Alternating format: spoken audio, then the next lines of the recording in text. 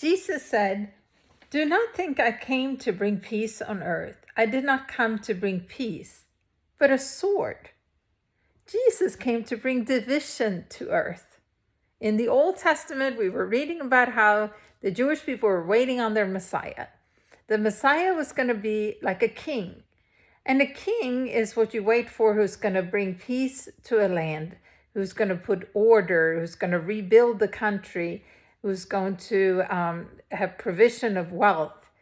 The problem is that they forgot that God had provided those things all along and it didn't work. We started off in the Garden of Eden and we ruined that. And God brought them out of the slavery in Egypt, and they forgot what it was like to even be there. He walked with them through the wilderness for 40 years and provided for them, and they forgot and started doubting who he was. He gave them the 10 Commandments, and they were not following them. Nobody followed them correctly. He gave them kings. He took them to the promised land of milk and honey, and Israel gave them the promised land, and they ruined it. Over and over and over. He sent them prophets to warn them to turn back to God, and they didn't.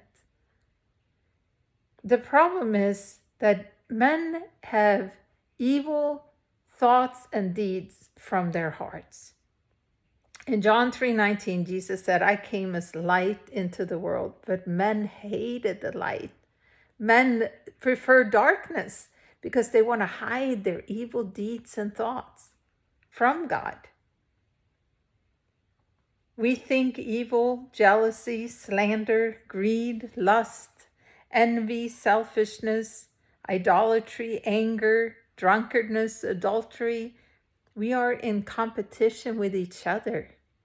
We want to be God rather than serve God. But Jesus came to expose men's hearts and deeds with the sword.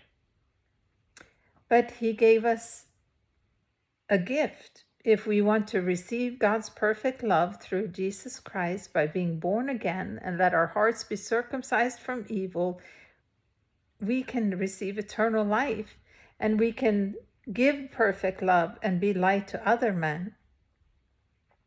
Jesus said to his disciples, the enemy of Jesus and of Christians are other men. He said, "I send you out as sheep among wolves. Beware of wolves in sheep clothing, false prophets, shallow Christians, and unclean spirits that are serving the wrong master." Lose your life and follow me, and you will find it. You will receive eternal life. The way to eternal life is a narrow gate, but wide is the highway to hell. Jesus said in chapter 10, "Brother will deliver up brother to death, and a father his child. Children will rise up against parents and cause them to be put to death. You will be hated by all for my name's sake, but he who endures to the end will be saved."